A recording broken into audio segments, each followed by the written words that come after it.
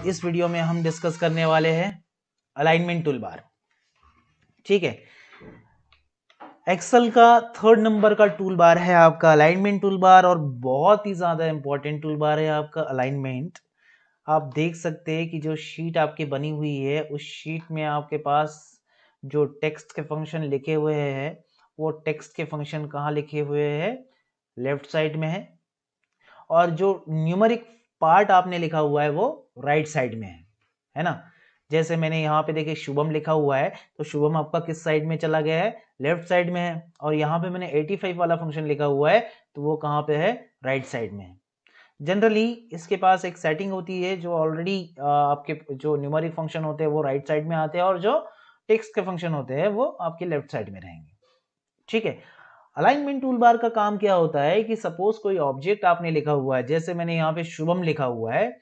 अब मुझे क्या करना है कि ये जो शुभम है मुझे इसको राइट साइड में लेके जाना है। जैसे मैंने इसको लिखा तो ये कहाँ है, अभी लेफ्ट साइड में है, अब मुझे इसको कहाँ ले जाना है, राइट साइड में ले जाना है। तो फिर क्या करूंगा मैं, अलाइनमेंट टूलबार में यहाँ एक टूल मिलेगा आपको, अलाइन टेक्स्ट राइट। तो अलाइन टेक्स्ट राइट पे क्लिक कर दीजिए तो देखिए शुभम कहाँ चला गया, राइट में शिफ्ट हो गया। फिर मैंने यहाँ पे सोहन पे क्लिक कर दिया और सोहन पे क्लिक करने के बाद वापस से मैं अलाइनमेंट टूलबार में जाऊंगा और यहाँ पे क्लिक करने के बाद अलाइन टेक्स्ट राइट पे क्लिक कर दूंगा तो भैया ये क्या हो जाएगा, सोहन राइट साइड में अलाइन हो जाएगा। उसी प्रकार मैं सभी को सेलेक्ट कर लेता हूं और सभी को सेलेक्ट करने के बाद मैं क्या कर लूंगा, यहां से अलाइन कर दूंगा राइट साइड। अगर मुझे लेफ्ट साइड करना होता तो मैं क्या करता, ऑब्जेक्ट को सेलेक्ट करता, सारे ऑब्जेक्ट को सेलेक्ट कर लिया हमने, और सारे ऑब्जेक्ट को सेलेक्ट करने के बाद यहां पे एक ऑप्शन मिलेगा अलाइन टेक्स्ट लेफ्ट। तो अलाइन टेक्स्ट लेफ्ट पे क्लिक कर दिया। अलाइन टेक्स्ट लेफ्ट पे क्लिक करने के बाद देखिए कि आपका ऑब्जेक्ट कहां से शिफ्ट हो गया, लेफ्ट की तरफ शिफ्ट हो गया। फिर मैं यहां से सारे ऑब्जेक्ट को सेलेक्ट करूंगा। यदि मुझे इस ऑब्जेक्ट को, सारे के सारे ऑब्जेक्ट को मुझे कहां शिफ्ट करना है, राइट साइड में शिफ्ट करना है, तो मैं राइट पे क्लिक कर दूंगा। और राइट पे क्लिक करने के बाद देखिए कि आपका जो टेक्स्ट वाले फंक्शन है वो सारे के सारे राइट में आ गए हैं। अब साहब देखिए मुझे क्या करना है कि इन सभी फंक्शंस को सेंटर में रखना है। तो सेंटर में रखने के लिए मैं क्या करूंगा, पूरे ऑब्जेक्ट को सेलेक्ट करूंगा। पूरे ऑब्जेक्ट को सेलेक्ट करने के बाद यहाँ सेंटर वाला पोर्शन दिखाई देगा, सेंटर में क्लिक करने दीजिए। सेंटर में क्लिक करने के बाद देखिए कि सारे फंक्शंस आपके कहाँ आ गए, सेंटर में आ गए। जैसे सीरियल नंबर लिखा हुआ है तो हमने क्या कर लिया, सीरियल नंबर पे क्लिक कर दिया, और सीरियल नंबर पे क्लिक करने के बाद मैंने क्या कर लिया, यहाँ पे सेंटर पे क्लिक कर दिया तो ये सीरियल नंबर भी आपके सेंटर में आ जाएंगे। उसी प्रकार मैं सभी चीजों को सेलेक्ट कर लेता हूँ। सभी ऑब्जेक्ट को मैंने सेलेक्ट कर लिया। सभी ऑब्जेक्ट को सेलेक्ट करने के बाद मैं सेंटर पे क्लिक कर दूंगा तो सारे ऑब्जेक्ट आपके सेंटर में आने लगेंगे, है ना। ऑब्जेक्ट को सिलेक्ट करेंगे, पूरे टेबल को मैं सेलेक्ट कर लेता हूँ। पूरे टेबल को सेलेक्ट करने के बाद मुझे उस टेबल के अंदर लिखी वाली सारी की सारी चीजें अगर मुझे राइट साइड में शिफ्ट करनी है तो मैं यहाँ राइट पे क्लिक कर दूंगा। अगर सारी की सारी चीजें मुझे लेफ्ट साइड में शिफ्ट करनी है तो मैं यहाँ लेफ्ट साइड में शिफ्ट कर दूंगा। अगर सारी की सारी चीजें मुझे अगर सेंटर में शिफ्ट करनी है तो मैं यहाँ सेंटर पे क्लिक कर दूंगा। तो देखिए यहाँ पे सारी चीजें लेफ्ट, राइट और सेंटर में अलाइन हो जाएगी। जैसा आप चाहते हैं, जैसे आपको जरूरत है उस हिसाब से आप उस चीज को सेट कर लेंगे। क्लियर। तो ये सारी चीजें आप यहाँ पे कर सकते हैं। दूसरा क्या होता है कि सपोज मैंने देखिए यहां से क्या कर लिया, ऑब्जेक्ट को मतलब इस रो के डिस्टेंस को मैंने थोड़ा सा बढ़ा लिया। यहाँ पे देखिए ये जो 13 नंबर की रो है मैंने यहाँ से इसको बढ़ा लिया। यहाँ से बढ़ाने के बाद फिर मैं यहाँ पे एक नाम लिख देता हूँ। जैसे मैंने यहाँ पे नाम लिख दिया सिद्धार्थ। अब सिद्धार्थ नाम लिखने के बाद देखिए वो कहाँ आ गया, सेंटर में आ गया, क्योंकि यहाँ पे सभी जगह सेंटर वाला फंक्शन लगा हुआ है। ठीक है, अब मुझे क्या करना है, ये ऊपर वाले ऑप्शन देखने हैं। अब मुझे ये ऊपर वाले ऑप्शन देखने हैं तो मुझे क्या करना है साहब, यहाँ पे टॉप अलाइन करना है। क्या करना है, टॉप अलाइन करना है। तो टॉप अलाइन पे क्लिक कर दूंगा मैं। टॉप अलाइन पे क्लिक करने के बाद ये वाला पोर्शन टॉप में आ जाएगा, है ना। बट टॉप में कहा चाहिए मुझे, लेफ्ट साइड में चाहिए। तो मैं यहाँ पे क्या करूंगा, अलाइन टेक्स्ट लेफ्ट पे क्लिक कर दूंगा। अलाइन टेक्स्ट लेफ्ट में क्लिक करने के बाद सिद्धार्थ जो लिखा हुआ है कहाँ लिखा हुआ है, राइट में लिखा हुआ है, सॉरी लेफ्ट में लिखा हुआ है। अब लेफ्ट में लिखा हुआ है तो हम क्या करेंगे, इसको मुझे सेंटर में रखना है। अब सेंटर में रखना है तो मिडल अलाइन पे क्लिक कर दीजिए, तो ये क्या हो जाएगा, मिडल अलाइन हो जाएगा। बट मिडल अलाइन कहाँ हो रहा है, लेफ्ट में हो रहा है। अगर मुझे क्या करना है, यहाँ पे बॉटम अलाइन करना है, तो बॉटम अलाइनमेंट कहाँ होगा आपका, लेफ्ट में ही होगा। तो मैंने क्या कर लिया साहब, यहाँ पे बॉटम अलाइन कर दूंगा, और बॉटम अलाइन करने के बाद वो देखिए नीचे की तरफ जा रहा है। अब मैं क्या कर लेता हूँ, यहाँ पे इसको सेंटर अलाइन कर देता हूँ, तो सेंटर अलाइन में ये हो जाएगा। अब मुझे सेंटर अलाइन कहाँ करना है, मिडल अलाइन करना है। यहाँ पे एक ऑप्शन मिलेगा आपको मिडल अलाइन का, और आप यहाँ मिडल अलाइन पे क्लिक कर दीजिए। तो मिडल अलाइन पे क्लिक करने के बाद देखिए वो मिडल में आ जाएगा। ठीक है, तो कुछ इस टाइप से चीजों को हमें क्या करना होता है, सेट करना होता है। अगर मुझे राइट अलाइन करना होता तो फिर मैं क्या कर लेता, यहाँ राइट पे क्लिक कर देता। राइट पे क्लिक करने के बाद अब मुझे क्या है, राइट में तो है वो, पर कैसा राइट में है, मिडल अलाइन में है। अब मुझे उसको लेफ्ट अलाइन करना है, कहाँ पे, राइट में। तो आप क्या करेंगे, यहाँ पे इस वाले ऑप्शन को सेलेक्ट कर देंगे।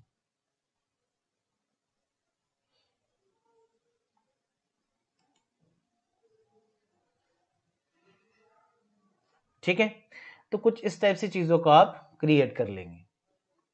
समझ में आएगा अलाइनमेंट। ठीक है, अब हम नेक्स्ट बात करते हैं इस वाले पोर्शन की।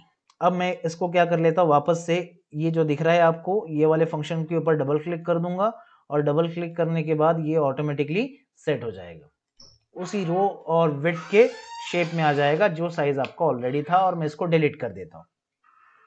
और मैंने इसको डिलीट करने के बाद यहाँ पे क्या कर लिया, जैसे ये लिखा हुआ है मेरे पास, जैसे मेरे पास सीरियल नंबर लिखा हुआ है, तो मैं क्या करूंगा, यहाँ से सीरियल नंबर में सीरियल नंबर वाली पूरी रो को सेलेक्ट कर दूंगा। और पूरी रो को सेलेक्ट करने के बाद यहाँ नेक्स्ट ऑप्शन मिलेगा आपको ओरिएंटेशन का।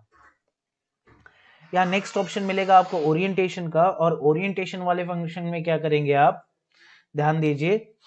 अब यहाँ पे क्लिक कर दीजिए, जो एरो आपको दिखाई दे रहा है, और जैसे ही आप इस एरो पे क्लिक करते हैं तो आपके पास डिफरेंट डिफरेंट टाइप के ऑप्शंस यहाँ पे नजर आते हैं। और डिफरेंट डिफरेंट टाइप के ऑप्शंस जो आते हैं उसका यूज हम समझेंगे कि इस टाइप को, इस इन इन ऑप्शंस का हमें कैसे यूज करना है। राइट, तो ध्यान दीजिए साहब, उसके लिए हम क्या करेंगे, इस रो को सेलेक्ट करेंगे, और इस रो को सेलेक्ट करने के बाद ओरिएंटेशन के इस रो पे क्लिक करेंगे। और इस रो पे क्लिक करने के बाद यहाँ एक ऑप्शन मिलेगा आपको, angle counter clockwise. Angle counter clockwise,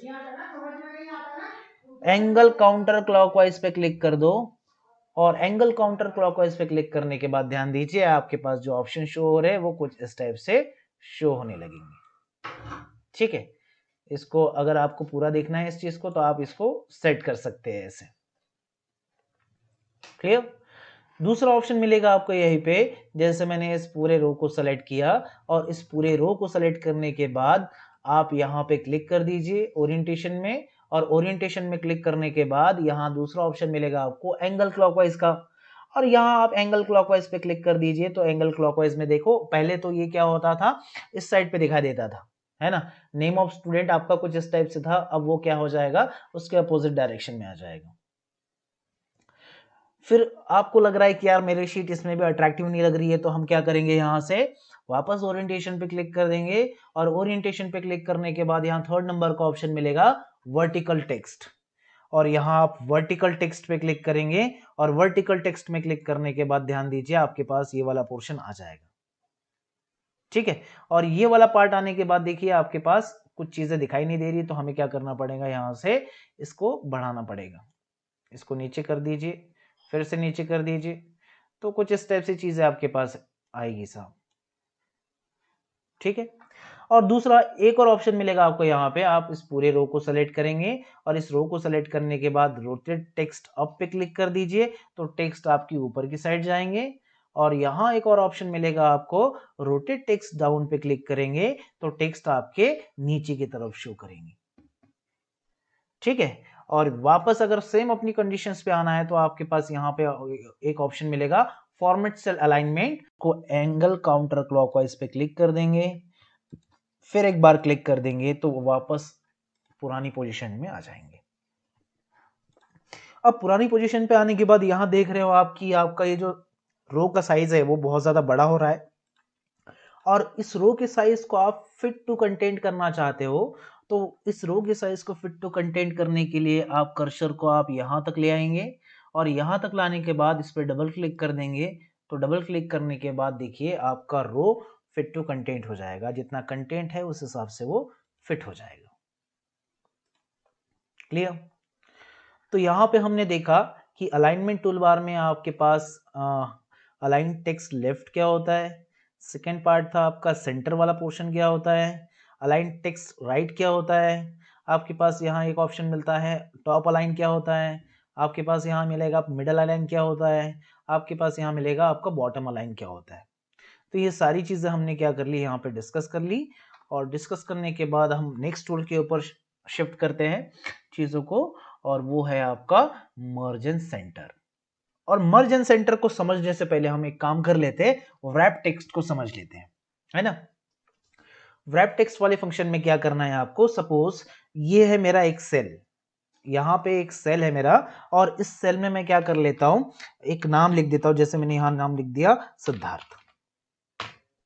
यहाँ पे मैंने नाम लिखा हुआ है सिद्धार्थ। अब ध्यान दीजिए ये जो टेक्स्ट लिखा हुआ है वो क्या कर रहा है, इस कॉलम के बाहर, इस सेल के बाहर जा रहा है ना। मतलब ये जो है सिद्धार्थ जो लिखा हुआ है उसका एच वर्ड जो है वो नेक्स्ट सेल में जाता हुआ दिखाई दे रहा है, बट मैं चाहता हूं कि साहब मैं इसको सिर्फ उसी सेल में रखूं, वो आगे नहीं जाए, नेक्स्ट सेल के ऊपर शिफ्ट ना हो पाए। तो उस कंडीशन में क्या करेंगे आप, यहाँ ऑब्जेक्ट को सेलेक्ट करेंगे और इस ऑब्जेक्ट को सेलेक्ट करने के बाद एक ऑप्शन मिलेगा आपको यहाँ पे wrap टेक्स्ट, आप यहाँ wrap टेक्स्ट पे क्लिक कर दीजिए और wrap टेक्स्ट पे क्लिक करने के बाद ध्यान दीजिए कि आपका जो सिद्धार्थ लिखा हुआ था, जो आपने टेक्स्ट लिखा हुआ था, वो पूरा का पूरा टेक्स्ट कहाँ पे है, उसी सेल में है जिस सेल में आपने इसको लिखा हुआ था, है ना। अगर आप चाहते हो कि ये वाला पोर्शन आपका बाहर जाए, किसी दूसरे सेल में शिफ्ट हो जाए, तो आप क्या करेंगे, यहाँ से wrap टेक्स्ट पे क्लिक कर देंगे तो आपका टूल ऑफ हो जाएगा और जब आपका टूल ऑफ हो जाएगा तो ये आपका टेक्स्ट कहा जाएगा सेकंड सेल में शिफ्ट हो जाएगा। ठीक है, तो wrap टूल का यूज आप समझ गए। क्या किया आपने, मैं फिर से रिपीट कर रहा हूँ उस चीज को, ऑब्जेक्ट को सेलेक्ट कर लिया, ऑब्जेक्ट को सेलेक्ट करने के बाद wrap टेक्स्ट पे क्लिक करेंगे और wrap टेक्स्ट पे क्लिक करने के बाद देखिए कि आपका जो टेक्स्ट लिखा हुआ है वो सेम उसी सेल में है जिस सेल में आपने लिखा हुआ था, राइट। अब हम बात करते हैं मर्ज एंड सेंटर की। मैं इसको यहां से क्या कर लेता हूं, डिलीट कर देता हूं और डिलीट करने के बाद ध्यान दीजिए अब बात करते हैं मर्ज एंड सेंटर की। तो मर्ज एंड सेंटर वाला पोर्शन समझने के लिए मैं क्या कर लेता हूं, यहाँ पे ये जो एक नंबर की रो है, इस एक नंबर की रो के ऊपर मैं क्या करूंगा, एक एक्स्ट्रा रो को ऐड करना चाहता हूं, सीरियल नंबर के ऊपर मैं एक्स्ट्रा ब्लैंक रो को ऐड करना चाहता हूं। तो उसके लिए हम क्या करेंगे, राइट क्लिक करेंगे माउस से और राइट क्लिक करने के बाद यहां देखिए यहां एक ऑप्शन मिलेगा आपको इंसर्ट का, और यहाँ एक इंसर्ट का ऑप्शन मिलने के बाद आप इंसर्ट पे क्लिक कर दीजिए और इंसर्ट पे क्लिक करने के बाद आप ध्यान दीजिए आप यहाँ पे क्लिक करें और यहाँ पे क्लिक करने के बाद यहाँ लिख दीजिए आप NITDP टेक्निकल ट्रेनिंग इंस्टीट्यूट। आपने लिखा NITDP टेक्निकल ट्रेनिंग इंस्टीट्यूट, ये सारी चीजें आपने यहाँ पे लिखी, ठीक है।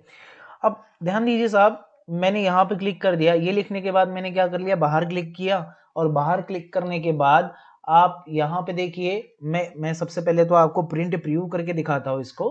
आप यहाँ पे जाइए ऑफिस बटन में, ऑफिस बटन में जाने के बाद प्रिंट वाले पोर्शन में जाइए और यहाँ एक ऑप्शन मिलेगा आपको प्रिंट प्रीव्यू का, आप प्रिंट प्रीव्यू पे क्लिक कर दीजिए और प्रिंट प्रीव्यू पे क्लिक करने के बाद यहाँ ध्यान दीजिए आपके पास क्या लिखा हुआ है, NITDP टेक्निकल ट्रेनिंग इंस्टीट्यूट लिखा हुआ है ना। बट वो कैसे लिखा हुआ है देखिए बिल्कुल शॉर्ट फॉर्म में आपके पास यहाँ पे लिखा हुआ है। तो देखिए आप जब इस शीट को देखते हो तो ये शीट जो है वो आपको अनप्रोफेशनल दिखाई दे रही है, ठीक है। अगर मैं यहां से अगर इस वाले पार्ट को छोड़ दूं, ऊपर वाले पार्ट को, ये वाला जो पार्ट आपको दिखाई दे रहा है, इस वाले पोर्शन को अगर छोड़ दूं तो फिर आपकी शीट प्रोफेशनली लगेगी।